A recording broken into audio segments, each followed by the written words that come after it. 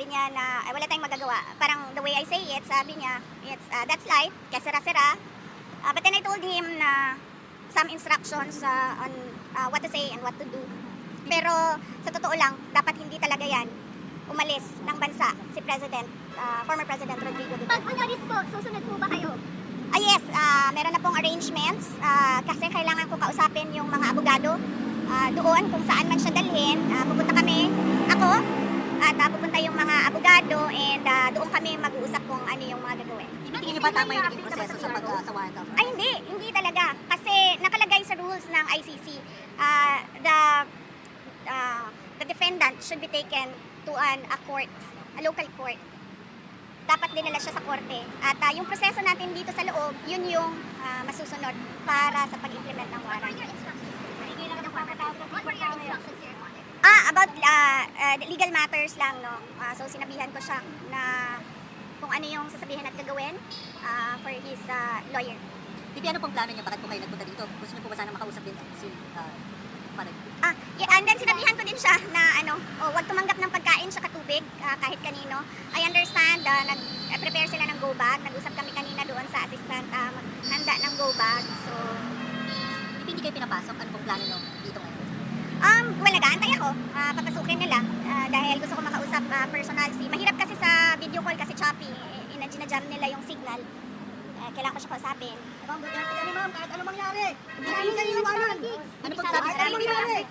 Maraming salamat. Bibi, Sara, sabi ni Attorney Raul Lambino, nag-grant ka daw yung TRO. Any update po dito? Wala po akong update sa temporary restraining order ng Supreme Court.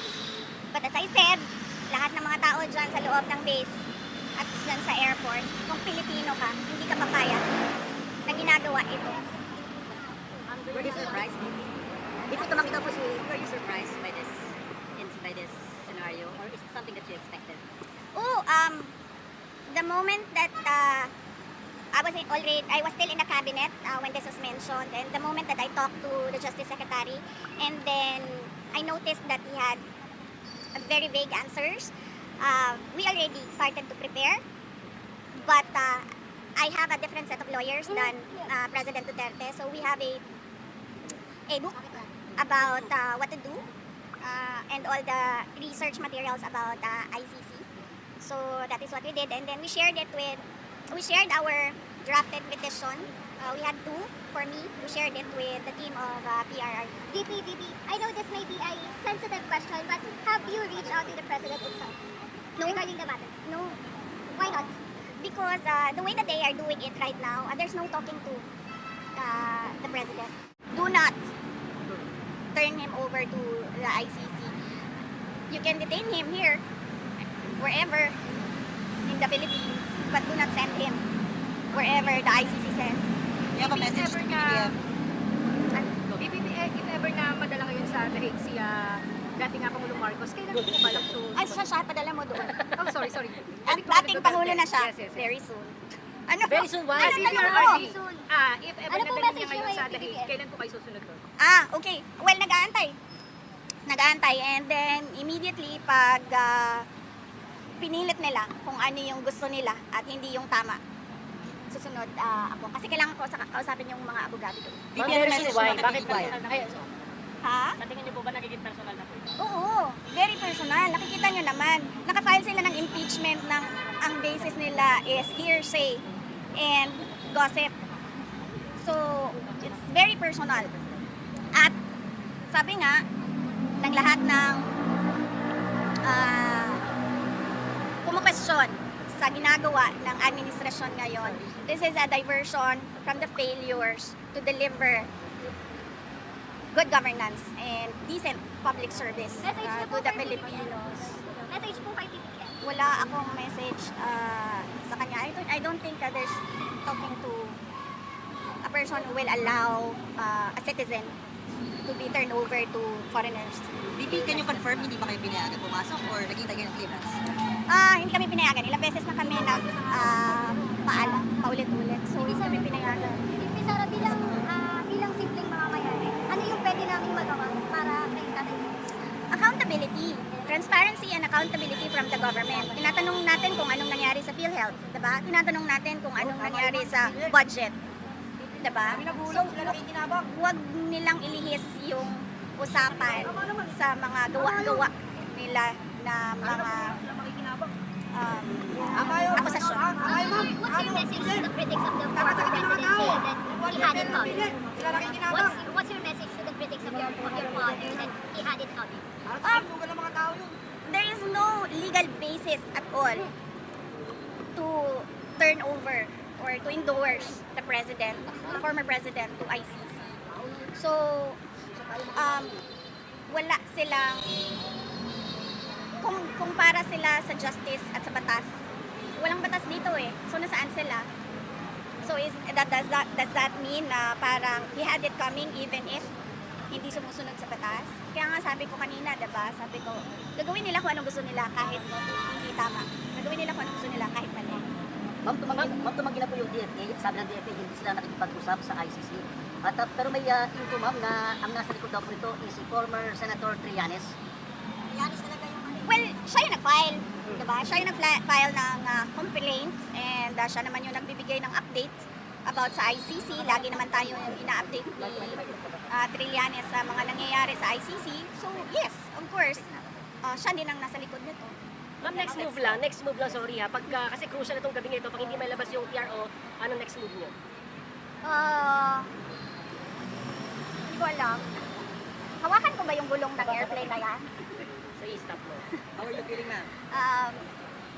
Yes.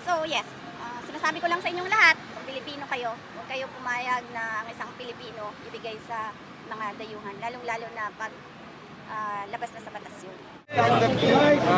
Masama ang loob niya sa nangyari kahapon, kagabi nung kasama namin siya habang prepare itong habeas corpus. Maya't maya umiiyak siya at mukhang traumatized. Kinukwento niya sa amin na nung una ayaw pa sabihin ni CIDG Director Torre kung saan dadalo ng Pangulo.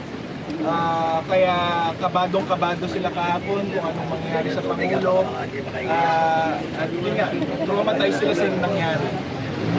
Pero naninindigan siya na sana dinggin ng Korte Suprema ang hiling niya kasi alam niyo sa mga ganitong sitwasyon kung hindi tayo makakahingi ng relief o tulong mula sa Supreme Court, hindi ko po alam kung ano pang sitwasyon ang kailangan mangyari bago makimasok ang Supreme Court sa nangyayari sa atin. So ayan mga kababayan, magre-react po tayo dito sa video interview ni VP Sara sa ating mga kapatid na vloggers at mainstream media kung saan sinabi po ni VP Sara na kung sakali po na dalhin po siya dating Pangulong Rodrigo Roa Duterte sa Netherlands ay susunod po siya no, sa Netherlands para personal pong kausapin yung mga abogado doon sa Netherlands. At para mabigyan din po niya ng payo ang kanyang ama na si former President Duterte sa mga legal na usapin. Sa kabuuang video kasi mga kababayan, nasabi din ni VP Sara na itong ang ginawa ng administrasyon ay tila personal na talaga yung pag-atake. So kung ito man ay may katotohanan, no, wala naman tayo talagang konkretong basihan para dito at hindi naman tayo abogado or may alam sa batas. Pero base sa ating mga nakikita, no. So, yun doon lang tayo re-rely. So, again, wala pa naman tayo matibay na ebidensya at unless magsalita na talaga at may formal na ilalabas kung ano ba talaga yung nangyari, illegal ba ang pagkakadakip kay dating Pangulong Duterte o ito ba ay sumunod sa due process, no? So, ayan lang, base naman sa nakikita natin talagang hindi katanggap-tanggap, lalong-lalo na sa ating mga mamamayang Pilipino na sumusuporta po dito sa dating Pangulo na parang agrabyado po, no? At kawawa naman ang naging sitwasyon. Halos talaga makikita mo talaga yung panggigipit. Talagang ewan ko bakit hindi pinapasok din si VP Sara para personal na makapagpaalam or maibigay yung mensahe niya personal, bakit hindi siya pinapasok nung gabing yon. So, hindi natin alam kung ano bang rason bakit hindi siya inallowed papasukin dito sa loob. Samantala mga kababayan, nagsumiti na po ng petisyon ito pong si Kitty Duterte at si Attorney Sal Panelo sa Supreme Court ng writ of habeas corpus kung saan inuutusan ng hukuman na dalhin yung tao na inaakusahan sa pagkakasala, nadalhin doon sa korte para suriin kung ano ba, tama ba yung ginawang proseso sa kanyang pagkakadakip. Yan. So, ayun yung mga ilang mga kaganapan ngayong araw dito sa Supreme Court at syempre dito sa interview kay Vice President Sara Duterte. So, abangan po natin yung mga susunod pang mga kaganapan.